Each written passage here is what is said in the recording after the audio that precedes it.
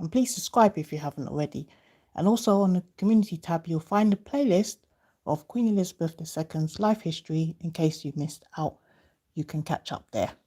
So here we are on part 8. So let's go. We're talking about political reforms and crises. So the 1960s and 1970s saw an acceleration in the decolonization of Africa and the Caribbean. More than 20 countries gained independence from Britain as part of a planned transition to self-government in 1965.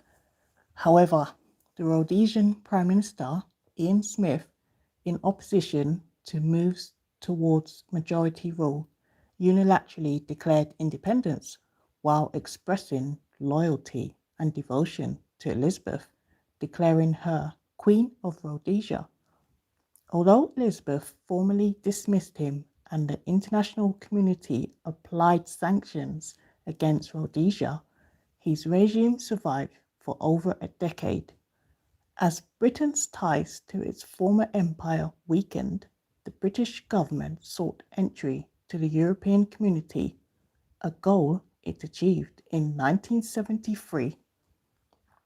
In 1966, the Queen was criticised for waiting 8 days before visiting the village of Aberfan, where a mining disaster claimed the lives of 116 children and 28 adults. Martin Charteris, sorry if I mispronounced that, said that the delay made on his advice was a mistake that she later regretted. Probably she had a good reason why she didn't respond quick as they thought she should have. But let's continue. Elizabeth toured Yugoslavia in October 1972, becoming the first British monarch to visit a communist country. She was received at the airport by President Josip Broz Tito, and a crowd of thousands greeted her in Belgrade or Belgrade. In February 1974, British Prime Minister Edward Heath advised Elizabeth to call a general election in the middle of her tour of the Austronesian Pacific Rim, requiring her to fly back to Britain. The election resulted in a hung parliament. Heath's Conservatives were not the largest party, but could stay in office if they formed a coalition with the Liberals. When discussions on forming coalition, when discussions on forming a coalition foundered, Heath resigned, and Elizabeth asked the leader of the opposition, Labour's Harold Wilson, to form a government. A year later, at the height of the 1975 Australian constitutional crisis, the Australian Prime Minister, Gough Whitlam,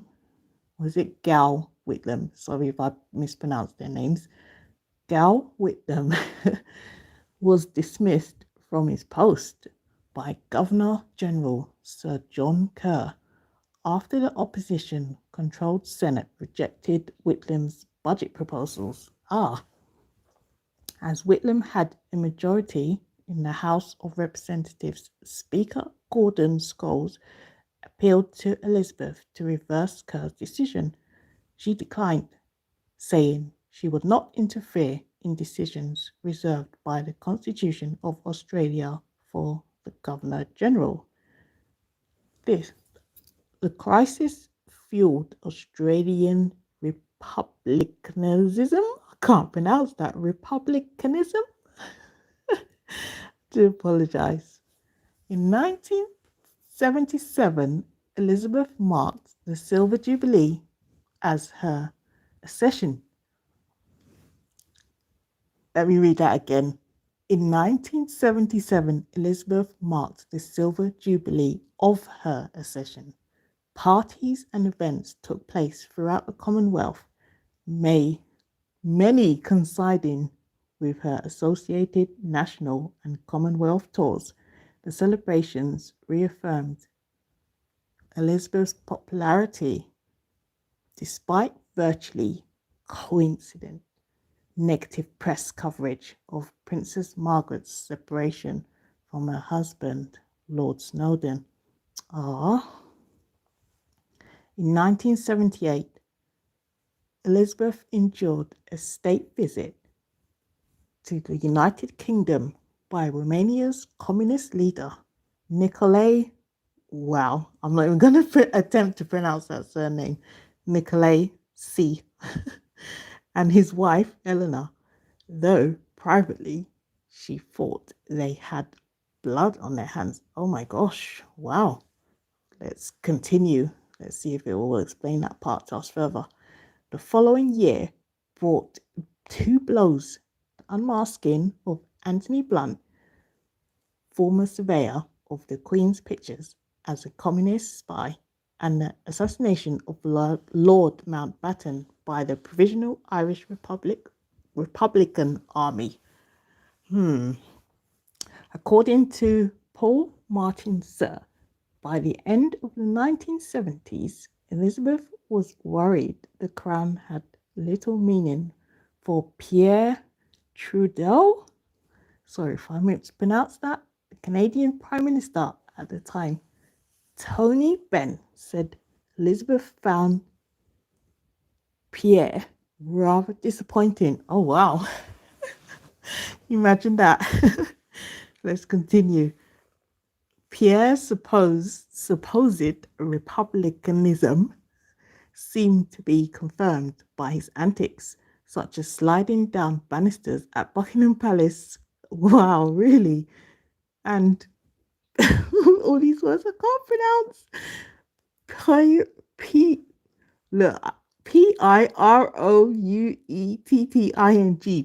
Pirouetting? I've never heard of that word. I do apologize. Let's continue. So he was sliding down banisters at Buckingham Palace behind Queen Elizabeth back in 1977. And the removal of various Canadian royal symbols during his term of office. In 1980, Canadian politicians sent to London to discuss the patriation of the Canadian Constitution found Elizabeth better informed than any of the British politicians or bureaucrats. She was particularly interested after the failure of Bill C-90, which would have affected her role as head of state. So we have come to the end of session number 8. So tomorrow we'll continue in with Pearls and Descent. That will be episode number 9. So if you have missed parts 1 to 7, we do have a playlist, and I've put it on the community tab to make it easy for you to find. You can easily catch up in there, and then we'll be continuing with Queen Elizabeth II's life history